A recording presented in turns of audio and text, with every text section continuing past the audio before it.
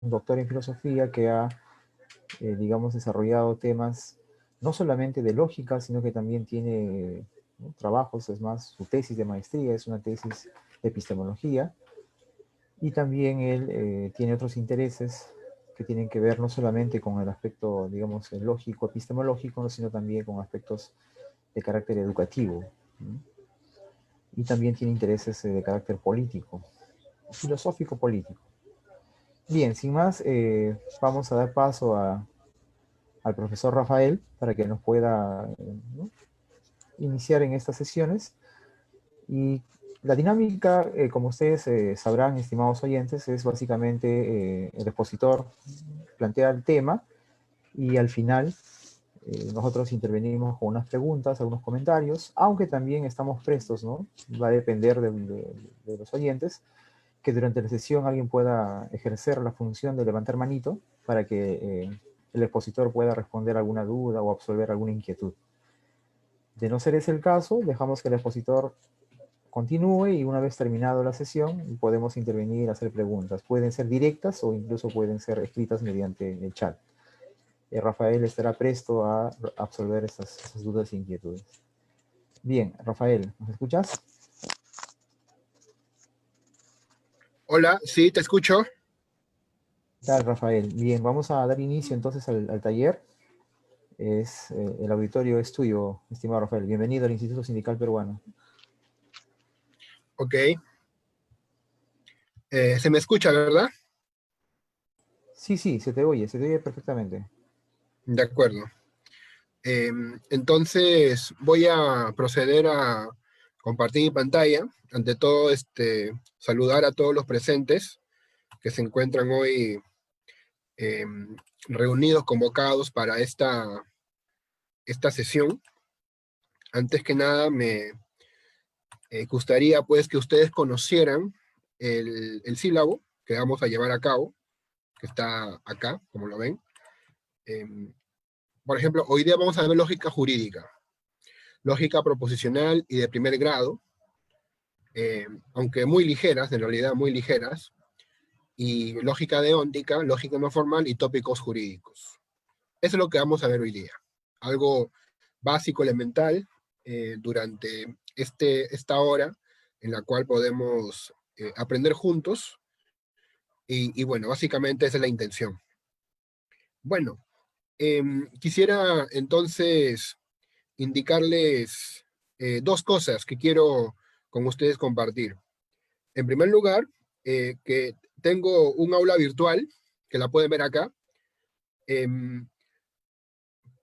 Lo voy a dar más adelante, si gustan, más adelante voy a dar el código para que puedan y ver, y si quieren investigar más acá lo que voy a hablar en estas 6 sesiones. Y también tengo en mente una pequeña encuesta. Sobre conocimientos de lógica, ¿sí? Esto también lo veremos en un rato. Vamos a esperar que se junte un poco más de personas y, bueno, pasaremos a ello. Vamos a explicar entonces el tópico de lógica jurídica, que es la razón por la cual estamos acá reunidos. Bueno, ¿qué pasa con la lógica jurídica? La definición de lógica jurídica es un problema que implica investigar las relaciones entre la lógica que usan los abogados y la lógica general inventada ya por Aristóteles. Este problema también ha recibido el nombre de el problema de la esencia de la lógica jurídica. La pregunta es, ¿qué cosa es eso? ¿Qué cosa es la lógica jurídica? ¿Es igual que la lógica que me enseñaron en mi colegio? ¿La lógica de P entonces Q? ¿Es lo mismo? Esto puede plantearse con la siguiente pregunta. ¿La lógica jurídica es una lógica autónoma, una lógica especial o una lógica aplicada? Bien, eso es lo que queremos entonces nosotros investigar. Continuamos. Hermann Spetzol-Pernia, con quien este nuevo conflicto tendrá pues una adecuada presentación. Él tiene entonces un tema que quiere pues explicar, y aquí está la cita. La cita está en extenso. A continuación, procedo a analizar más detenidamente el problema de la lógica jurídica. Y al respecto me permito señalar que, desde hace varias décadas, en el ámbito de la filosofía y de la ciencia del derecho, existe un significativo debate entre los filósofos ideológicos del derecho, que podemos llamar, ahí está, formalistas y los antiformalistas. Ahí tienen entonces a dos grandes grupos, los formalistas y los antiformalistas. Es decir, entre los autores que afirman que es posible hablar de una lógica jurídica entendida como el estudio de los resultados de la aplicación de la lógica formal, ya sea aristotélica o clásica, o bien moderna o simbólica. Al razonamiento jurídico, ¿bien? Y aquellos otros que opinan que el razonamiento propio de los juristas, ya sea que estos actúen como órganos del Estado, encargados de crear, interpretar y aplicar las normas del derecho positivo, o solamente como intérpretes de las mismas, tales como abogados litigantes, consultores o asesores jurídicos y profesores de derecho, es por el contrario el objeto de estudio de una lógica jurídica definida como la teoría de la argumentación jurídica. Entonces, ahí está la discusión.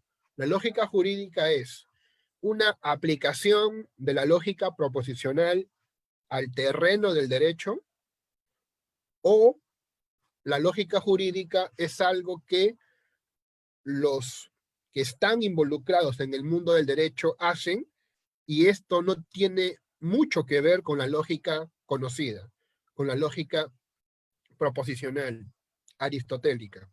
Es una cosa diferente. Esta es la discusión. La discusión entonces tiene que ver con eso. Tiene que ver con estos asuntos. ¿De acuerdo? Muy bien. Bueno, es una cosa entonces interesante discutir lo que dicen los abogados, cómo hablan los abogados. Los abogados pues razonan, ¿no? Razonan de una determinada manera, pero su razonamiento a veces entra en conflicto con lo que plantean los lógicos clásicos, aristotélicos. Y eso lo vamos a ver hoy día. Eso lo vamos a ver en este pequeño encuentro que tenemos. Muy bien. Vamos a ver. Ya. El formalismo vendría a ser defendido, entre otros, por Klug, Kalinowski, Schreiber, mientras que el antiformalismo, por Perelman, Recasens-Sitches, Giuliani, Engich, entre otros autores. Para Rosales Gramajo, en su lógica jurídica, este problema ha recibido 3 respuestas. Fíjense, 3 respuestas, y no solamente 2, como lo plantea Petzold-Pernia. Petzold-Pernia hablaba de formalistas y antiformalistas. En cambio, Rosales Gramajo habla de 3. Un primer grupo representado por Francisco Miró Quesada, Klug, en sus inicios, Kalinowski, García San Miguel y Bielsa, expresan que la lógica jurídica es una aplicación de la lógica general o aristotélica en la ciencia jurídica. El segundo grupo, representado por Chaim Perelman, Recasens-Sitches, Biweg, afirman que la lógica jurídica sería una lógica autónoma, diferente, no formal. Es la llamada lógica, la llamada lógica no formal, la lógica de la argumentación. Pero hay un tercer grupo representado por Miguel Sánchez Mazas y Ducci y Eduardo García Maínez, manifiesta que la lógica jurídica es una lógica especial, una rama de una lógica general de las normas, lógica deóntica, y como tal un complemento de la lógica clásica. Fíjense, ahí está la tercera opción, hablar de la lógica deóntica como si fuera algo diferente a la lógica clásica. Específicamente la palabra complemento usan acá, complemento. Para poder entender mejor lo que nos intenta decir esta tercera postura, podríamos usar una terminología más actual al respecto de las diversas lógicas que han surgido en el siglo XX. Hay 2 tipos de lógicas clásicas. Las lógicas rivales, que rompen con algunos de los principios establecidos desde su fundación, y las lógicas complementarias, que buscan completar las deducciones válidas que no han sido estudiadas por la lógica clásica. La lógica jurídica, en tanto lógica deóntica, sería una lógica complementaria. A ver, por ejemplo, la lógica paraconsistente es una lógica que acepta la contradicción, lo cual pues, es una lógica bastante extraña desde el punto de vista clásico, porque la lógica clásica no acepta la contradicción. No es posible P y no P. No es posible que el Juan esté en el parque y a la vez no esté en el parque. Eso no se acepta, no tiene sentido. Pero hay una lógica llamada lógica paraconsistente que sí acepta eso, acepta la contradicción. Entonces sería una lógica no clásica. ¿De qué tipo? Una lógica rival, se llama así, ¿no? Una lógica rival, rival. Ese es el nombre que le han puesto, una lógica rival. Existen otras lógicas que simplemente son extensiones de la lógica clásica. Una de ellas, por ejemplo, es la lógica modal. La lógica modal habla de las verdades que pueden ser de una forma o de otra. Por ejemplo, 2 más 2 es 4. Eso es verdadero y nunca puede ser falso. ¿Entienden? Ese es un tipo de verdad. En cambio, que hoy está nublado, acá en Pueblo Libre está nublado, que hoy está nublado es verdad, pero puede ser falso. Esa es la idea que quiero que entiendan. Hay distintas verdades en una lógica modal.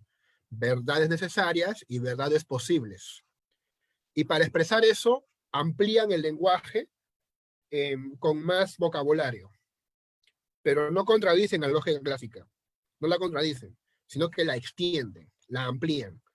Por eso se llama lógica complementaria. ¿Qué es la lógica jurídica según estos autores? Una lógica complementaria, que complementa a la lógica clásica, pero que intervienen acá nuevos símbolos. En este trabajo trataremos de integrar ambas visiones sobre la esencia de la lógica. ¿Qué trabajo? Se preguntarán, ¿no? Bueno, lo que pasa es que yo este texto lo presenté en una revista que creo que hoy día ya no existe. Se llamaba Revista de Filosofía en el Perú, algo así, ¿no? Revista de Filosofía en el Perú. Y este es el texto que estamos viendo, desarrollando en extenso, ¿ya? Que está acá. Como les dije, este texto está en el aula virtual. Está en el aula virtual, que les voy a compartir, ¿no? Bueno, como ya pasaron unos 10 minutos, creo que ya les puedo decir, ¿no? El código. Si quieren, ¿verdad? ¿No? No es obligatorio, pero si desean estar involucrados acá en esta aula virtual, esto tienen que meterse acá con su correo Gmail ordinario, ¿ya? Con su correo Gmail ordinario. A ver, voy a ver si encuentro el chat.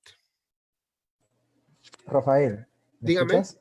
Sí. Rafael, una sugerencia, ¿qué te parece si terminas la sesión y al final nos pasas el código y lo vamos a compartir por el grupo de WhatsApp? Sí, también, esa es una de las cosas que quería hacer. Claro. Otra de las cosas que quería hacer también era una pequeña encuestita sobre lógica. ¿Tú también crees que mejor al final se hace? Sí, sí, mejor para que, digamos, haya un poquito más de orden y así no perdamos la secuencia de tu exposición. De acuerdo. Entonces, ya saben. Gracias, David. Vamos a continuar entonces.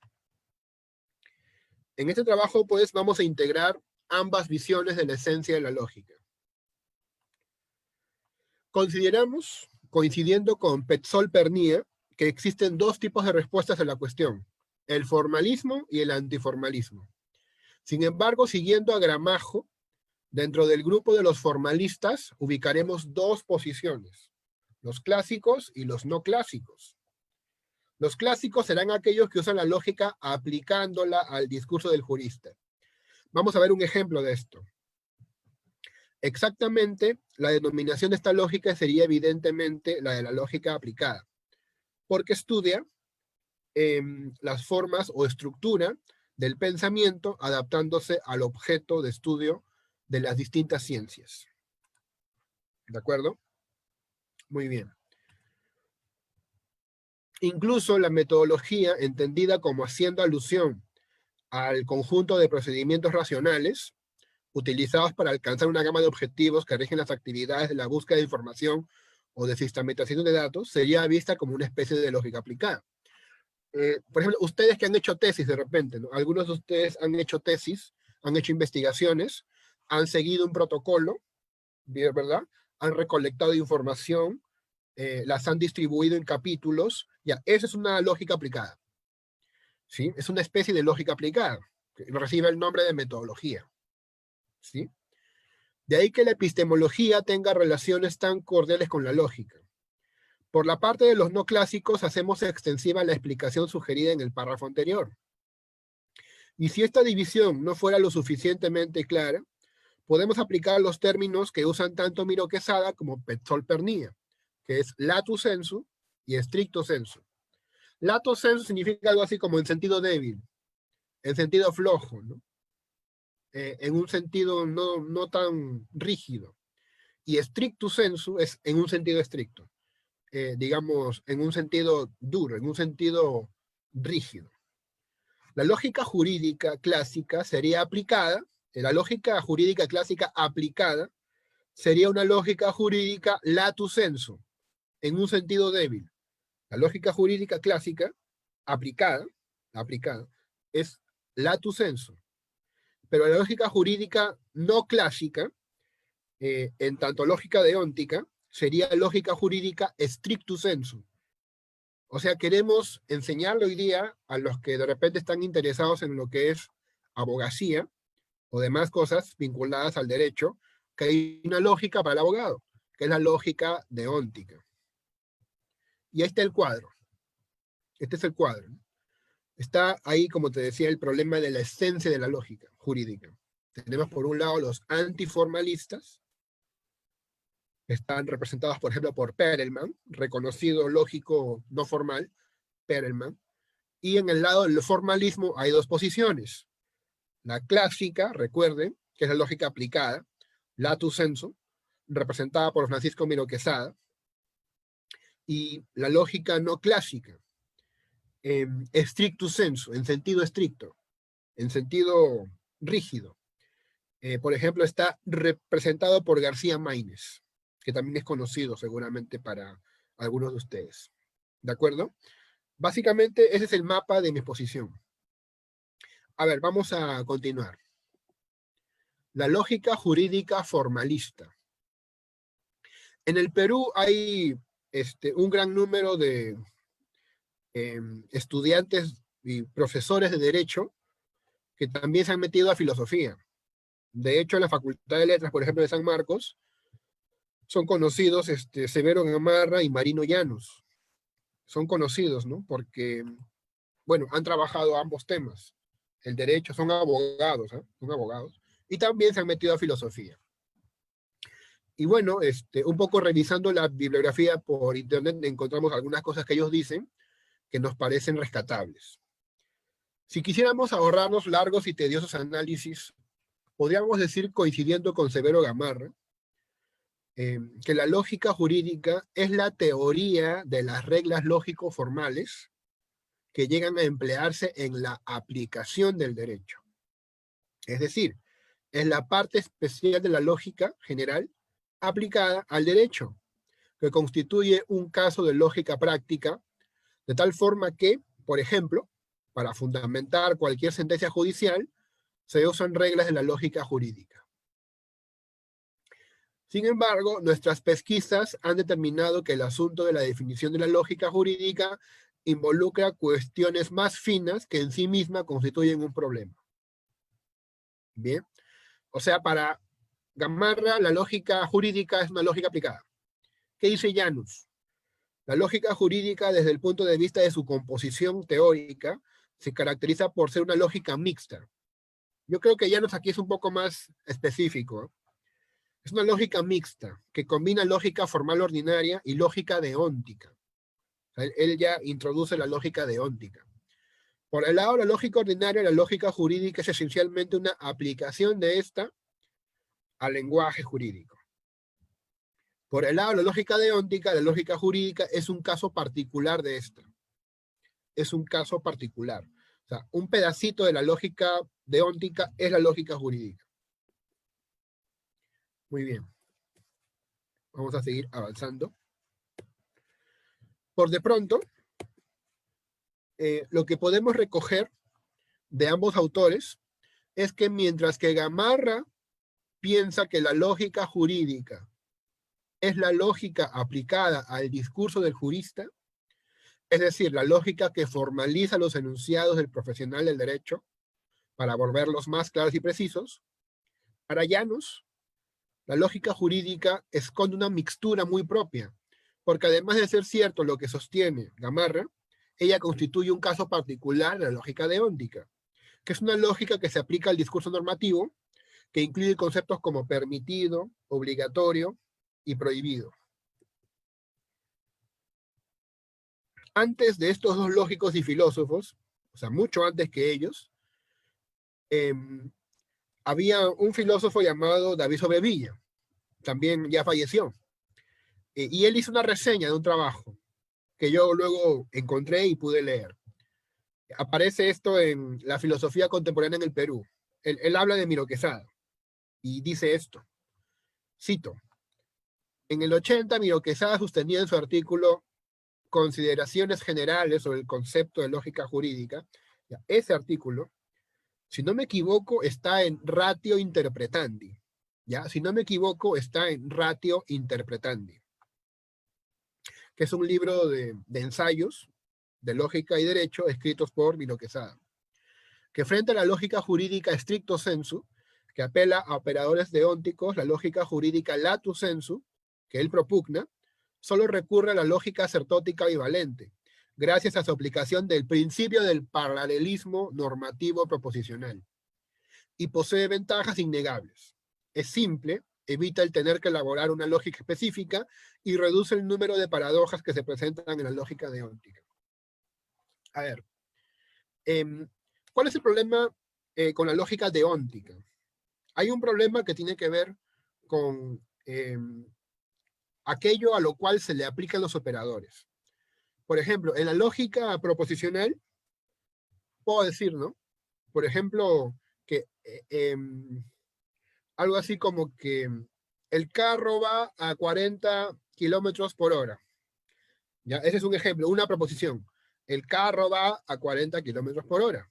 ¿Sí? Una proposición que puede ser verdadero o falso. Pero en la lógica deóntica, a diferencia de la lógica proposicional, en la lógica proposicional hablan de hechos, hablan de acontecimientos. ¿De qué habla la lógica de las normas? La lógica deóntica, de actos, de actos. Por ejemplo, ¿qué puede estar prohibido? Abortar. ¿Qué puede estar obligatorio? Votar. ¿Qué puede estar permitido? Usar corbata. Usar corbata puede estar permitido. O sea, ¿qué significa eso, no? Pero a lo que voy es que no tiene sentido decir que, por ejemplo, digamos que el carro va a 40 kilómetros por hora, eso es, digamos, algo que puede calzar dentro de los actos, ¿no? No es un acto, ¿me entienden? No es un acto, es un hecho. En cambio, la lógica deóntica se aplica a actos.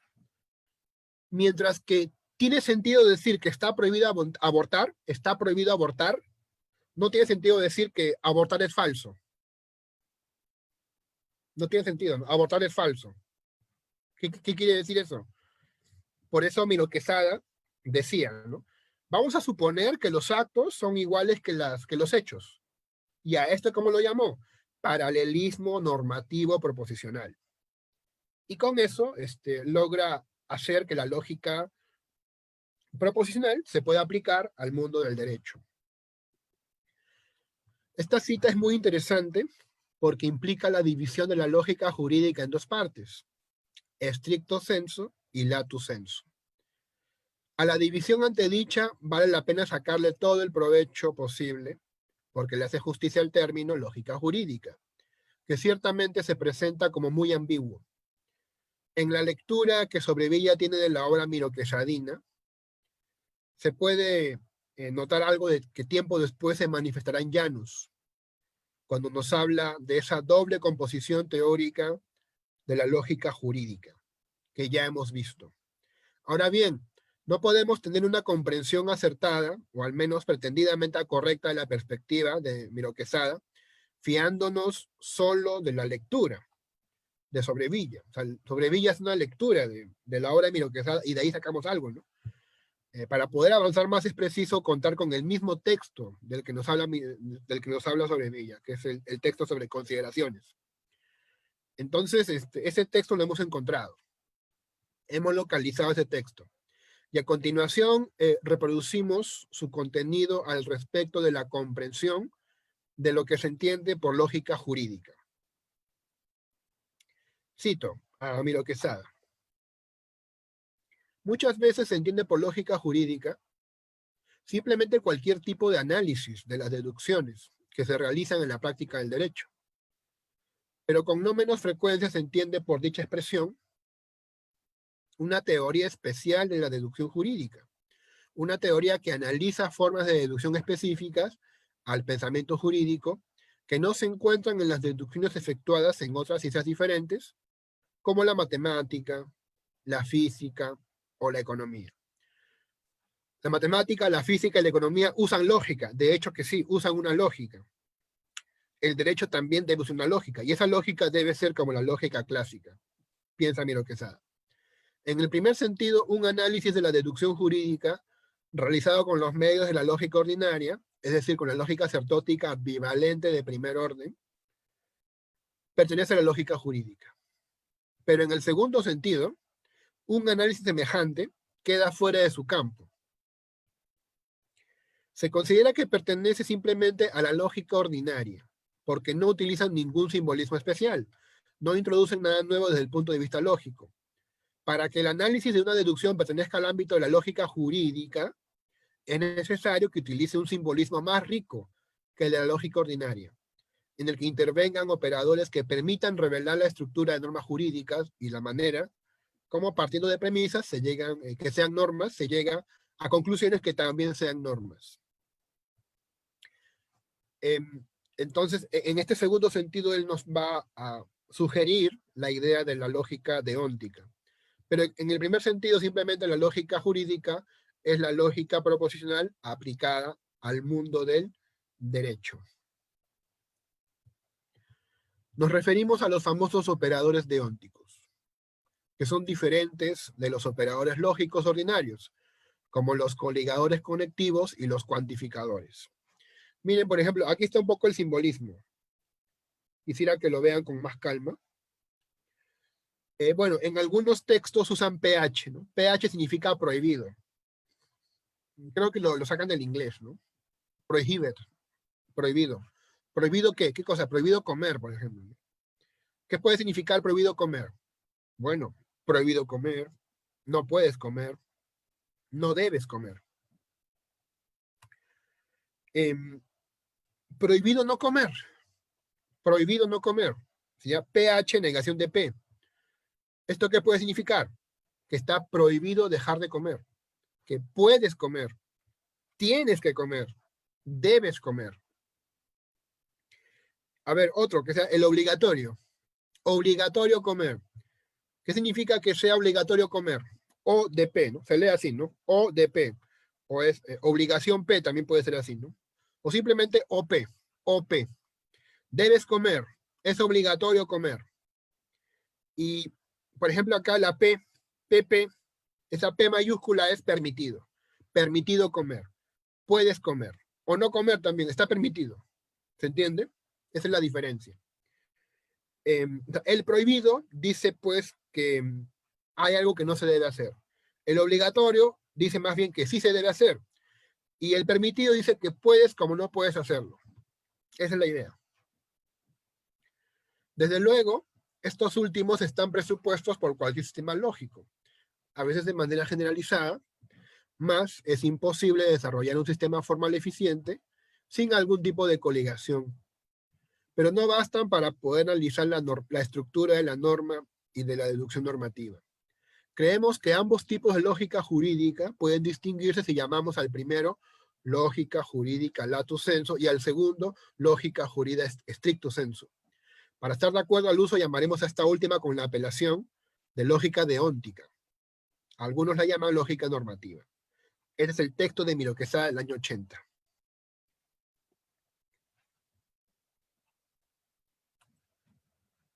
Ya está. Sigamos. El mismo Miro Quesada, en otra obra, plantea un ejemplo. Vamos a ver un ejemplo, ¿ya? Un ejemplo de lógica proposicional aplicada al lenguaje jurídico. De acuerdo a él, existe una ley que de manera resumida dice que son absolutamente incapaces los menores de 16 años, es una ley de su tiempo, ¿no? Y los que adolecen de enfermedad mental que los priva de discernimiento, son incapaces. En base a estos, el autor nos dice, tenemos entonces 3 proposiciones. 2 enuncian las condiciones de la incapacidad absoluta, y la que enuncia del hecho mismo de la incapacidad, derivado del cumplimiento hipotético de las condiciones. Las condiciones de la incapacidad serán desde luego los antecedentes, porque de su cumplimiento depende el hecho jurídico de la incapacidad. El consecuente será la incapacidad absoluta. Los antecedentes, o sea, la primera componente, según el análisis anteriormente efectuado, estarán unidos por medio de una disyunción inclusiva, porque basta que se cumpla una de las condiciones para que deba producirse el hecho jurídico. Tenemos entonces 3 proposiciones. P, X es menor de 16 años. Q, X adolece de enfermedad mental que lo priva de discernimiento. Y R, X es absolutamente incapaz. Y su estructura será la que ven ahí. P o Q, entonces R. A P o Q se lo llama antecedente. Y a R se lo llama consecuente. Consecuente. Bien.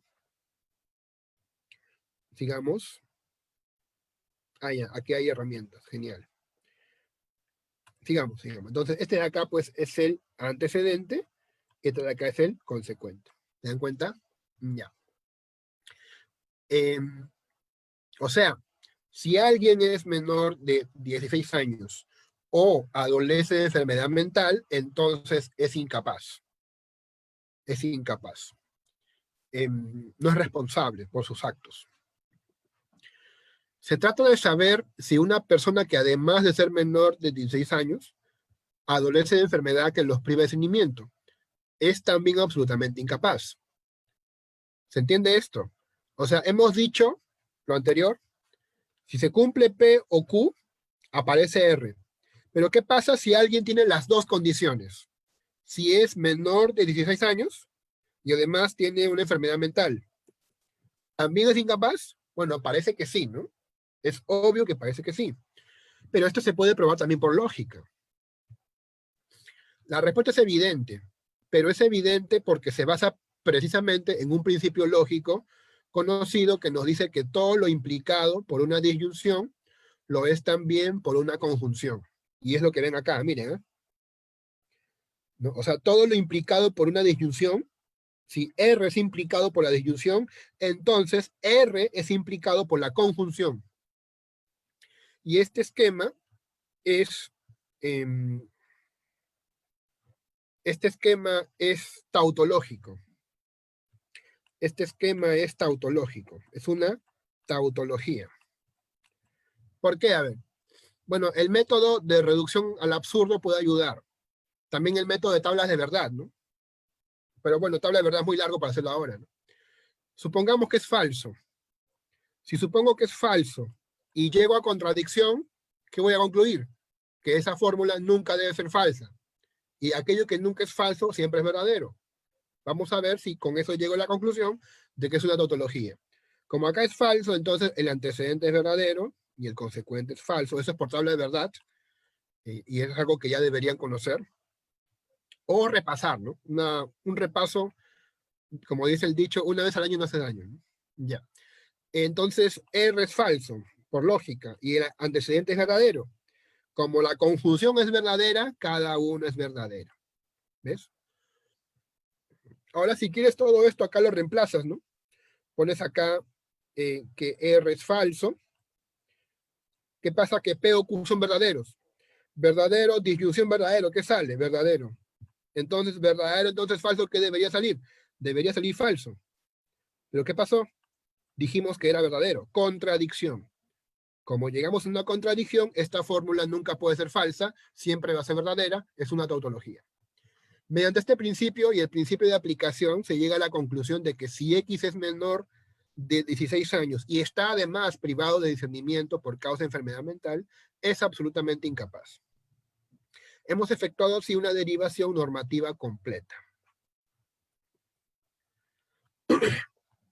Estos ejemplos que hemos dado muestran cómo usando la lógica proposicional o la lógica de primer grado, es decir, la lógica clásica, se puede expresar con términos más explícitos lo que quieren decir algunas normas o leyes. Todo esto es lo que Miro Quesada dice que constituye la lógica en un primer sentido o lato sensu. La lógica en un segundo sentido o lógica stricto sensu es aquella que hace uso de los operadores deónticos, tales como permitido, prohibido y obligatorio, que son parte de la denominada lógica no clásica. Saquemos otro ejemplo del texto de Llanos. Llanos tiene un libro que se llama Lógica Jurídica. ¿Sí? Sí, lógica jurídica. Miren, todos los padres tienen la obligación de mantener a sus hijos. Es un ejemplo. ¿Qué significa esto lógicamente? Que para todo X y para todo Y es una obligación de X que si X es padre de Y, debe mantener a Y. Aquí debe decir X. Si X es padre de Y, debe mantener a Y. Así es, mira. Miren. Para todo X, para todo Y, es obligatorio que si X es padre de Y, entonces X mantiene a Y. Lo cual equivale también a esta otra expresión. Para todo X, para todo Y, está prohibido que X sea padre de Y que X no mantenga a Y. Para todo X, para todo Y, está prohibido que X sea padre de Y no lo mantenga. Y no lo mantenga. Ese es un ejemplo entonces de la lógica deóntica. A ver, para repasar un poco esto, la interdefinición deóntica, tenemos tres conceptos primitivos de lógica deóntica: permisión, obligación y prohibición. Se pueden plantear las siguientes equivalencias. Fíjense, permitir un acto determinado es lo mismo que decir que el acto opuesto no es obligatorio, o que ese mismo acto opuesto no está permitido. Ejemplo, decir que está permitido viajar, fíjense, está permitido viajar equivale a decir que no es obligatorio no viajar, lo cual equivale a decir que no está prohibido no viajar. Que una determinada conducta esté prohibida es lo mismo que decir que no esté permitida, o que la conducta opuesta sea obligatoria. Ejemplo, decir que está prohibido beber alcohol. Está prohibido beber alcohol. ¿A qué equivale? Decir que no está permitido beber alcohol. Y también equivale a decir que es obligatorio no beber alcohol. Y finalmente, que una acción sea obligatoria es semejante a decir que se prohíbe la conducta opuesta, o que esta última conducta opuesta no está permitida. Decir que sea obligatorio portar DNI equivale a decir que está prohibido no portar DNI. Y también equivale a decir que no está permitido no portar DNI. Esa es la lógica deóntica en pocas palabras. Vamos a meternos ahora a la lógica jurídica antiformalista. A ver, vamos a ver un pequeño material para que entiendan la necesidad de una lógica no formal, una lógica jurídica no formal. Vamos a ver el caso del oso. Hola amigos, en este video vamos a hablar sobre el caso del oso. El objetivo de analizar este pequeño caso es poder distinguir entre la lógica formal y la lógica jurídica, con el fin de denotar que el derecho tiene su propia lógica. La lógica formal es una disciplina derivada de la filosofía que estudia la corrección formal del pensamiento y los fundamentos en los que se basa su criterio de corrección. La lógica formal, la lógica jurídica, la lógica económica, etcétera, todos estos son modos de razonamiento. Una vez hecho esta pequeña introducción, vamos con el caso. Un musculoso leñador ucraniano descendió a la aldea para tomar el tren a la próxima ciudad, con el fin de comprar los víveres para él y para su mascota, que en esa ocasión lo acompaña, un robusto oso de 3 metros de altura, 350 kilos de peso, hambriento y de muy mal humor. El leñador insistía en subir al tren con su engreído, y se amparaba en una norma que, transcrita en la pared del pasillo de la estación, decía: se prohíbe ingresar con perros a los vagones del tren. Firmaba el jefe de estación, representante del derecho dentro de los confines ferrocarrileros. Empezamos con la lógica formal. Todos hemos escuchado ese silogismo de Sócrates, que dice que el primer enunciado, todos los hombres son inmortales. El segundo enunciado, Sócrates es hombre. Conclusión, Sócrates es inmortal. Esto es un silogismo. Esto es lógica formal. Dos premisas, una conclusión. Entonces, la conclusión es correcta, pero es falsa ya que Sócrates ya murió. Ahora analizamos el caso en concreto. Primero, está prohibido subir con perros. Segundo, mi oso no es un perro. Conclusión, nada legal me impide subir con mi oso. El silogismo está perfecto, la conclusión es perfecta. Desde el punto de vista de la lógica formal y solo de la lógica formal, este razonamiento es correcto. Pero en la lógica formal, aunque sus conclusiones sean correctas, pueden ser falsas o lo que es peor, jurídicamente injustas. Ahora vamos con la lógica jurídica. En la lógica formal no puede haber contradicción. Quiero decir que si tú asumes que hace, no sé, 20 años eras un niño de 4 años y te preguntas si eres el mismo o eres otro, entonces la respuesta debe ser o que eres el mismo o que eres otro, pero no acepta la contradicción de que seas el mismo y a la vez otro. En la lógica jurídica sí se acepta la contradicción, porque las contradicciones son parte fundamental de los problemas jurídicos, de los problemas sociales, éticos, políticos, etc. En este tipo de razonamiento sí importa la verdad de los hechos, que haya correlación entre las palabras y, lo más importante, la realidad junto con los valores jurídicos que se persiguen. Entonces, esto es lo que lo hace diferente de la lógica formal. En la lógica jurídica se basa en hechos reales, busca resolver los problemas por el uso de la razón suficiente junto con los valores jurídicos de una sociedad. Bueno, volvamos al caso del oso. Con respecto a esto, yo tengo aquí mi discrepancia. Yo no creo que la lógica jurídica acepte la contradicción, como lo dice el expositor que acaban de escuchar. Lo que sí creo que es controversial. ¿Ya? Yo cambiaría en este material la palabra contradicción por controversial. En la lógica proposicional clásica no hay controversias. O es verdadero o es falso. ¿Sí? No hay controversias. Pero en la lógica jurídica, por supuesto que sí hay controversias. Como en este caso que están escuchando. Está prohibido subir con perros. Ah, ya, entonces voy a llevar a mi loro, ¿no? Porque mi loro no es un perro. Entonces voy a llevar a mi loro o a mi pingüino o no sé, a mi zorro, lo que sea. Es evidente que acá hay controversias. Sigamos. El leñador, una vez establecido su razonamiento para abordar junto con su oso al tren, el inspector lo contradijo usando su propio razonamiento. En este caso es el de la lógica jurídica. Primero, usó el argumento fortiori, que es el de mayor razón, y el criterio de interpretación teleológica, que dice cuál es el fin de la norma. Bien, entonces razona el inspector y le dice: si está prohibido el abordaje de perros, ¿con cuánta más razón está prohibido el ingreso de un oso salvaje? Segundo, el criterio teleológico. ¿Cuál es el fin de la norma? Brindar un buen servicio de transporte, así evitar molestias en el viaje y, con mayor razón, el peligro de muerte. En la lógica jurídica no hay conclusiones, sino decisiones más o menos razonables producto de la confrontación de dos premisas basadas en la realidad. Esta reflexión tiene dos puntos importantes.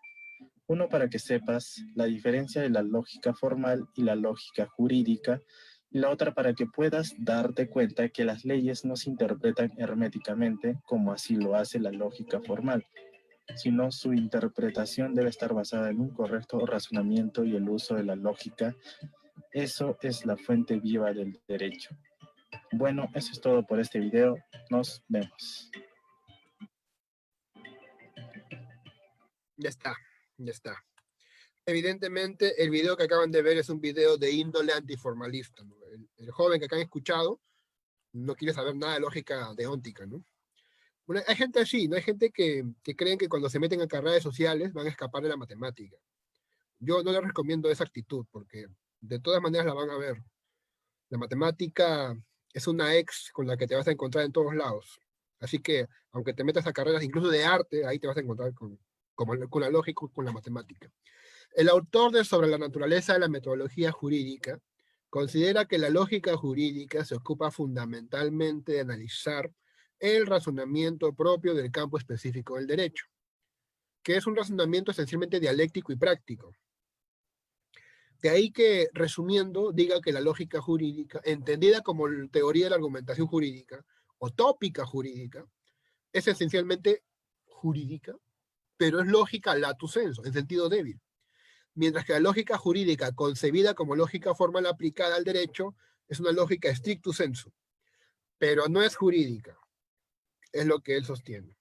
Como vemos, la preferencia por la consideración de la lógica jurídica, como la conciben los antiformalistas, hacen que sus adjetivos lato sensu y stricto sensu cobren otros sentidos muy diferentes a los que pretendió Miro Quesada, que solamente se quedaba en la perspectiva formalista. O sea, para los antiformalistas, una lógica, digamos, jurídica debe ser más jurídica que lógica. Si por lógica entendemos a la lógica clásica matemática, la lógica jurídica debe ser algo independiente, no una rama de la matemática ni de la lógica, una cosa independiente. Ahí tienen a Chaim Perelman, es un famoso lógico belga. Para Perelman, la lógica jurídica, especialmente la judicial, se presenta no como una lógica formal, sino como una argumentación, que depende de la manera en que los legisladores y los jueces conciben su misión, y de la idea que se hace del derecho y de su funcionamiento en la sociedad. Al respecto, el mismo Perelman ha tomado de Tarello una compilación de algunos ejemplos de argumentos usados por los legisladores y que podrían encasillarse dentro de la lógica jurídica antiformalista. Estos no derivan de la lógica formal, pues no conciernen a la forma, sino a la sustancia, al contenido, a la materia del razonamiento. Estos son algunos de ellos. Tenemos tres ejemplos sencillos, miren. El argumento a contrario, o también llamado contrario sensu, el argumento a simili o analógico, y el argumento a fortiori. A fortiori. Vamos a verlos brevemente. 1.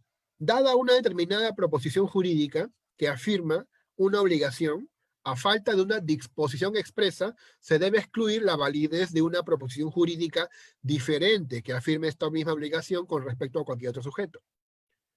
Por ejemplo, si los jóvenes que llegan a los 20 años tienen que cumplir el servicio militar, se sacará la conclusión contraria de que las jóvenes no están sometidas a la obligación. ¿Me entiende? Ahí tienes un argumento a contrario. Que tiene que ver con este razonamiento. A ver, tiene que ver con este razonamiento. Te lo voy a mostrar acá con unas herramientas. Tienes P, entonces Q. ¿Ya? P, entonces Q. Si tengo 18 años, entonces voy a votar. Si tengo 18 años, entonces voy a votar. En lógica se puede aplicar este razonamiento. Entonces, si no tengo 18 años, entonces no debo votar. En lógica formal, esto es incorrecto, ¿eh? Es una falacia. Se llama la falacia de negación de antecedente. Es una falacia. Pero en lógica jurídica es obvio, tiene sentido, ¿no? Si tengo 18 años, voy a votar. Y si no tengo 18 años, pues no votas. Ah, ya. ¿Ven? Es otra lógica. El argumento asímile. Dada una proposición jurídica que afirma una obligación jurídica relativa a un sujeto o a una clase de sujetos, esta misma obligación existe respecto a cualquier otro sujeto o clase de sujetos que tenga con los primeros una analogía bastante para que la razón que determinó la regla relativa al primer sujeto sea válida respecto del segundo. En el caso de la prohibición de los perros de viajar en un tren, esta se aplica también a cualquier otro animal, como un oso, por ejemplo, ¿no? O sea, cuando digo que está prohibido los perros, está prohibido cualquier animal como un oso. El argumento a fortiori. Pueden distinguirse dos formas, que son el argumento minor ad maius, que se aplica a una prescripción negativa. Si está prohibido lastimar, está prohibido matar. Y a maiori ad minus, que se aplica a una prescripción positiva. Quien puede lo más, puede lo menos. Quien puede matar, también puede amenazar. Es un procedimiento discursivo conforme al cual, dada una proposición normativa que afirma una obligación de un sujeto, hay que concluir la validez de la existencia como disposición jurídica diferente que afirma esta obligación que está en estado de merecer con mayor razón que los primeros la calificación normativa que la primera disposición concedía a estos. Por ejemplo, quien puede matar también puede amenazar. Otro ejemplo, si el que roba es sentenciado, con mayor razón será sentenciado el que mata. Se llama a fortiori. Asimismo, de Gerhard Struck, Perelman ha puesto de relieve el papel de los tópicos jurídicos en la legislación y en la jurisprudencia alemanas actuales, y ha construido un catálogo de lugares específicos utilizados en derecho. Los mencionados lugares específicos del derecho que se señalan no son otra cosa que argumentos que se encuentran en todas las ramas del derecho y que dan su alcance real al razonamiento jurídico. Vamos a ver unos ejemplos, o sea, son frases en latín, en este caso, en latín, que lo que recomiendan son como consejos. Es como cuando alguien dice, ¿no? Más vale prevenir que lamentar, por ejemplo. Es una frase típica de un argumento, ¿no? ¿Qué más? Por ejemplo, oye, mire, no se queje de lo que le dieron, ¿no? Porque a caballo regalado se le mide el diente, ¿no? O sea, uso una frase del mundo coloquial para reforzar mi postura. Y eso también se usa en el derecho, ¿sí? Por ejemplo, aquí la número 1, ¿no? Lex posterior derogat legi priori. Si una disposición posterior que emana de la misma autoridad o de una autoridad superior se opone a una disposición más antigua, esta última está implícitamente derogada. Lex specialis derogat legi generali. Una ley especial deroga una ley general. Res judicata por veritate habetur. La cosa juzgada debe ser reconocida como verdadera. De minimis non curat praetor. El pretor no se ocupa de las cosas de poca importancia. Encuentra aplicación en la determinación de competencia de diferentes jurisdicciones, en la apreciación de los hechos que pueden dar lugar a revisiones y en la importancia de la lesión que puede dar lugar a la anulación de un contrato de venta. Esto es más común de lo que se cree. En un programa que lamentablemente ya han cancelado, creo, daba esto, ¿no? Vamos a ver brevemente esto. O sea, las joyas del ayer. Son los tópicos, y estos son ejemplos, los tópicos, o sea, frases que se usan recurrentemente en argumentos.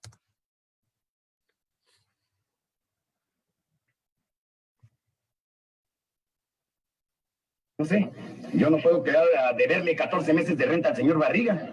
Pues páguele. Las deudas son sagradas.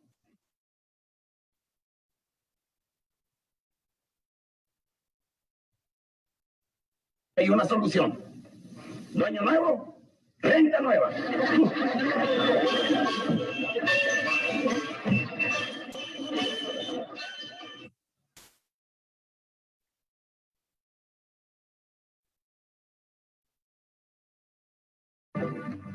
realmente en esas circunstancias no veo dónde está el problema de tener un nuevo casero.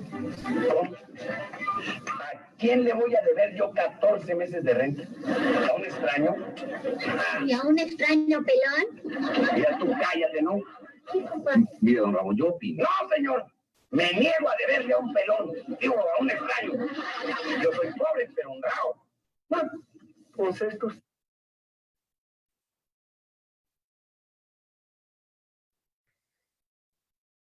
Un momento, por favor, un momento. Doña Florinda lo que quiere decir es que hace falta una persona que sea ajena totalmente al problema para que pueda razonar sin prejuicios, desapasionadamente. Todos nosotros sabemos que los toros se ven mucho mejor desde la barrera. Exactamente, sí es lo que he estado tratando de decirles todo el tiempo. Necesitamos una persona ecuánime que vea el problema sin apasionamientos.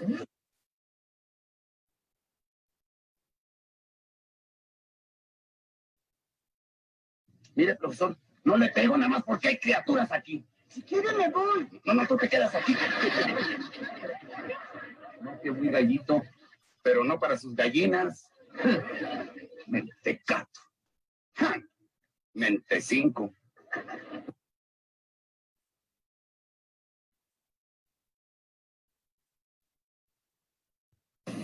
Y sobre todo, más vale gordo por conocido que pelón por conocer. Bueno,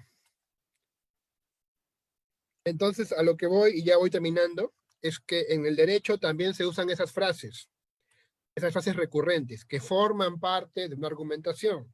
Es un tipo de lógica. ¿Sí? Bueno, ahí simplemente voy a leerte algunas para que queden 5 minutos a ver si tienen alguna pregunta, ¿no? Ne ultra petita et auditur altera pars, indubio pro reo, indubio pro libertate, nemo plus iuris transferre potes quam ipse averet, casum senti dominus, quisquis praesumitur bonus, iura scripta vigilantibus. Así como hay adagios latinos, también hay adagios alemanes, que son representantes de una concepción más moderna del derecho. No se puede hacer juez en causa propia.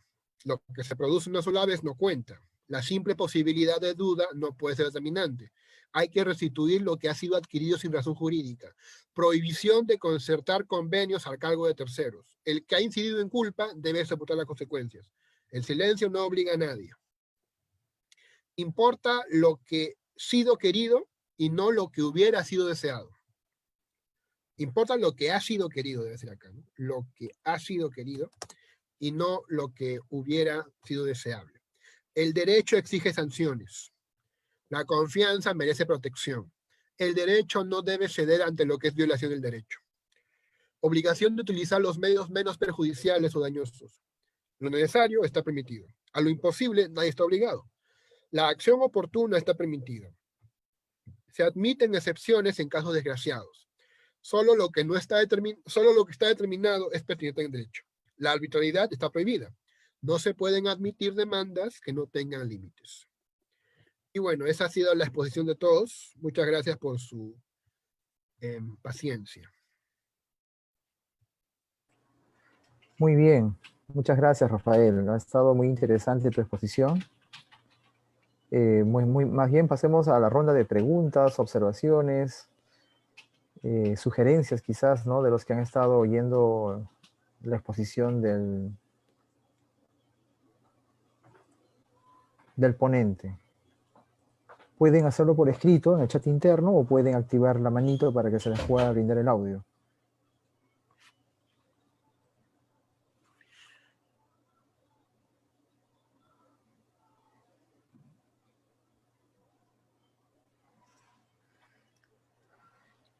Bueno,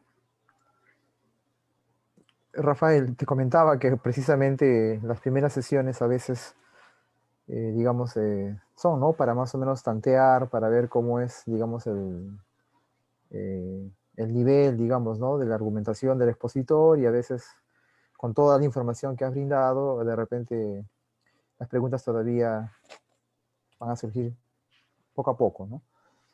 Sin embargo, me gustaría, por mi parte, comentar algo de lo que has dicho, o en todo caso preguntarte algo de lo que has estado exponiendo. Te comenté que este taller está dirigido básicamente a estudiantes, a abogados o a cualquier persona que les interese el asunto, digamos, de la argumentación jurídica. Como tú muy bien empezaste tu exposición mencionando que los abogados tienen una forma muy peculiar de razonar. Ahora, yo quisiera, por ejemplo, que expliques un poquito más sobre un punto muy interesante que mencionaste, de la lógica deóntica, acerca de qué principios, digamos, clásicos, estos, digamos, cuestionan o en todo caso no lo consideran para que la lógica deóntica ya sea como una lógica autónoma o, digamos, una lógica aplicada de una lógica más general, digamos, empiece pues a tener mucha relevancia en lo que se llama la lógica jurídica. No sé si me dejo entender, ¿no? O sea, mencionaste algo acerca de que cuestionan, por ejemplo, el principio de no contradicción, pero ¿qué otras más? Y a razón de qué crees tú, ¿no? O sea, ¿cuál es la necesidad por la cual en un momento, digamos, del desarrollo del pensamiento ya no es suficiente, digamos, seguir basándonos en la lógica clásica o en las lógicas, digamos, de principios clásicos, ¿no? Ya, muy bien. Gracias. En realidad hay algunos temas importantes en lógica, lógica deóntica, que son controversiales, que son pues, digamos, bastante problemáticos.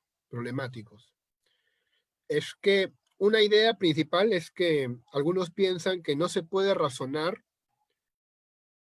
con normas, no se puede razonar con normas, porque las normas no son proposiciones. Sin embargo, se puede ver que esto sí es posible. Sí es posible razonar mediante las normas. Es algo que se acaba de ver con la lógica deóntica. Hay algunos problemas en la lógica deóntica. Uno de ellos tiene que ver, por ejemplo, con la paradoja de Ross, de Alan Ross, si no me equivoco, que trata acerca de la disyunción,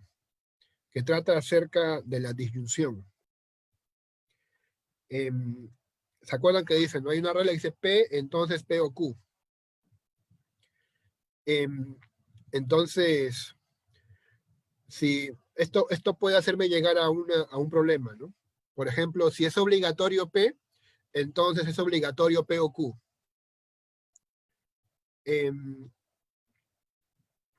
Y Q puede ser cualquier cosa. Entonces, si es obligatorio recibir una carta, o escribir una carta, ¿no? Es obligatorio escribir una carta, entonces es obligatorio escribir la carta o quemarla. Y esto puede generar problemas, ¿no? Porque, ¿cómo va a ser obligatorio lo segundo? ¿Cómo se puede explicar? Esa es entonces la paradoja de Ross, que ataca el principio o la regla lógica de adición en el mundo del derecho, en el ámbito jurídico. Pero lo que yo he dicho en realidad es que la lógica deóntica es un tipo de lógica no clásica, pero no es la que rechaza los principios lógicos. La que rechaza los principios lógicos se llama lógica no clásica rival, como la lógica paraconsistente, o como las lógicas paracompletas, que niegan el principio del tercio excluido, o como las lógicas cuánticas, que niegan el principio de distributividad. Por ejemplo, la lógica deóntica no es una lógica rival, es complementaria, porque lo que hace es al lenguaje de la lógica proposicional aumentarle más operadores. Esto es lo que hace la lógica deóntica. Bueno, quisiera aprovechar de repente para poder compartirles la pequeña encuesta que fabriqué.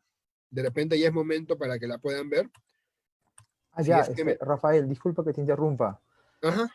Aquí entre los oyentes hay un participante, el amigo Miguel Evia, que saluda tu ponencia, le ha parecido muy interesante, muy didáctica.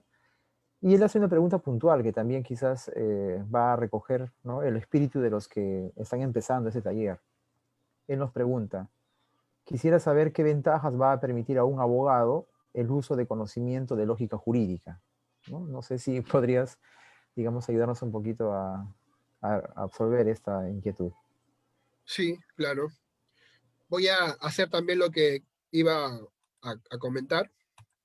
Aquí les estoy pegando en el chat. Allá, pero está... Voy a colocarlo para todos, ¿ya? Ya, ahora sí, creo que todos los pueden ver, ¿no? Esta es una encuesta.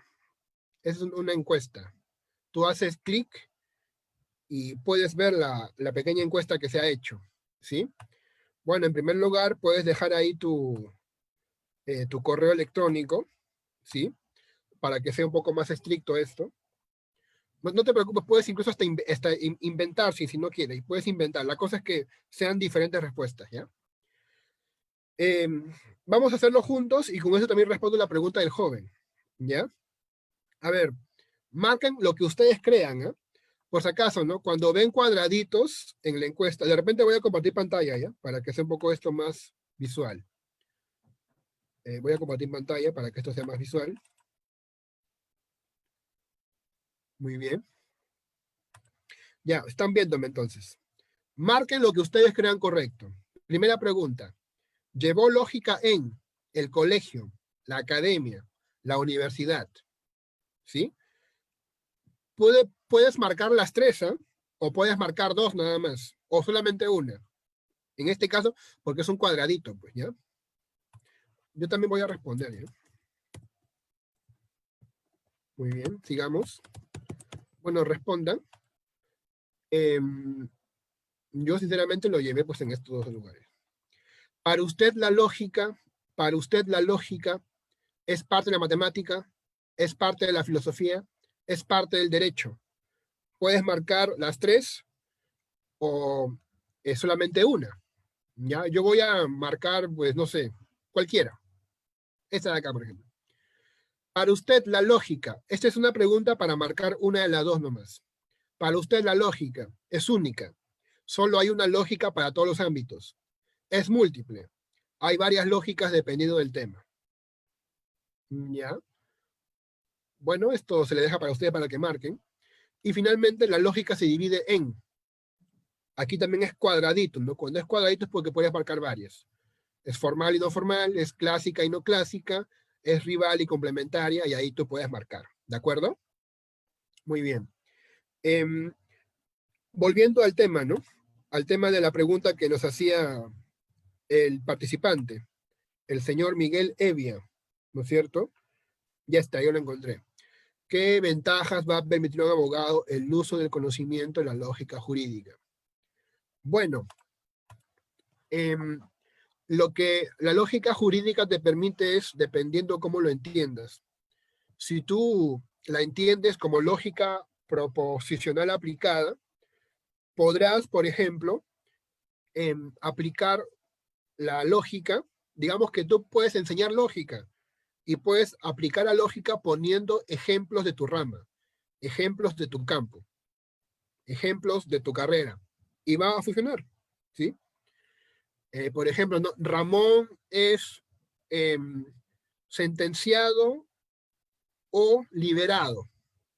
Ramón no es liberado, por lo tanto es sentenciado, ¿no?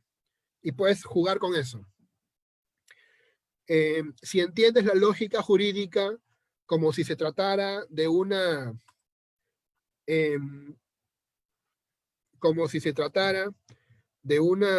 lógica deóntica, vas a poder enriquecer tu vocabulario lógico y aumentarle a esto los operadores de obligación, permisión y prohibición.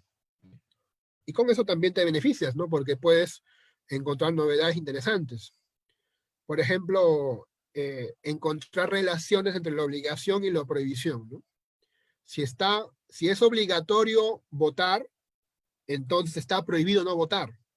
Y ese tipo de conexiones te ayuda mucho a tener más agilidad mental. Y si entiendes la lógica jurídica como lógica no formal, lógica de la argumentación, también te puede servir porque vas a aprender a encapsular tus argumentos en pequeñas frases, ¿no es cierto? Por ejemplo, quien puede lo más, puede lo menos.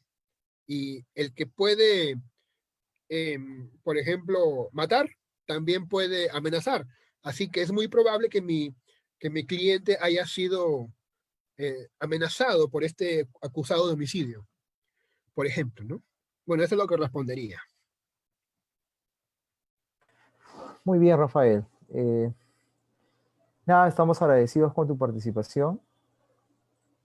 Más bien te sugeriría, así como estamos, digamos, acostumbrados aquí en el instituto, ¿no? Para que puedan, digamos, los demás oyentes emplazar a algunos compañeros, amigos interesados en esos temas a inscribirse en el taller y quizás de paso también, ¿no?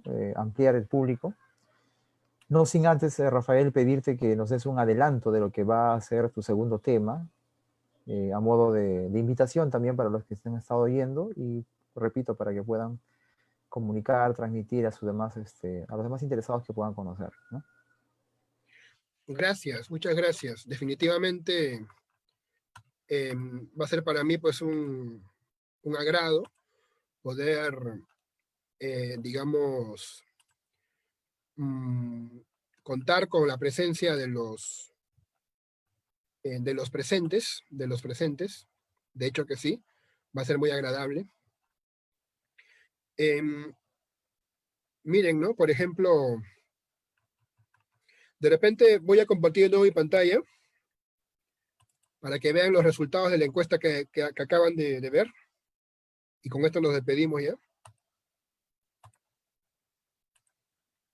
Ya. Miren lo que ha pasado con la encuesta. Gracias por colaborarme. Gracias por colaborarme. A ver, mira, llevó lógica en... Solamente ha respondido 4, pero bueno, está bien, ¿no? Es una pequeña muestra.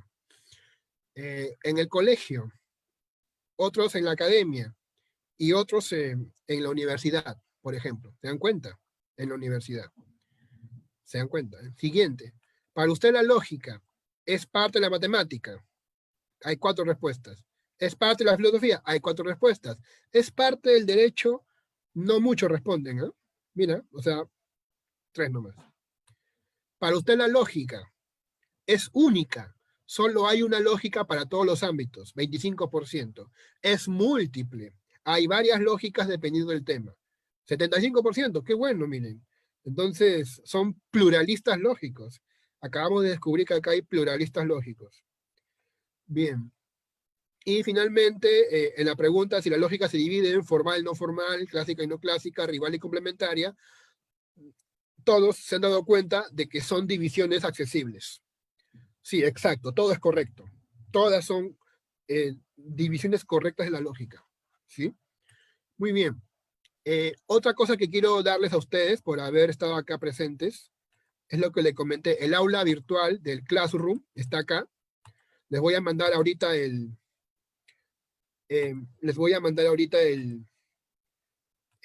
código ya, para que se puedan conectar ahí.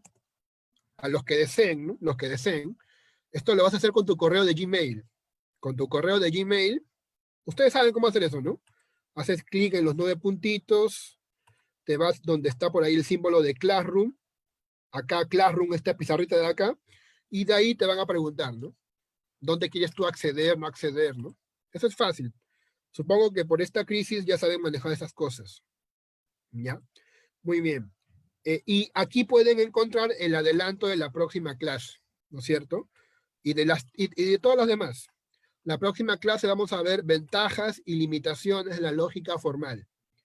Les voy a compartir mi libro, ¿no? Es un libro que yo escribo. Sabes que en estos momentos querer lucrar con el conocimiento, pues, es realmente un poco abusivo, ¿no? Bueno, al menos yo tengo esa idea, ¿no? Entonces, este libro se los ofrezco ahí para que lo vean. Es mi libro, yo escribí este libro el año pasado y estoy a punto de publicar otro de aquí unas semanas, también de acceso libre. Yo no creo mucho que me haga millonario vendiendo libros, ni quiero ser millonario vendiendo libros, ¿ya? Ahí están los contenidos, ¿no?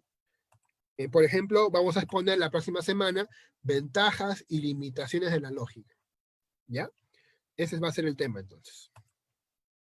Muchas gracias.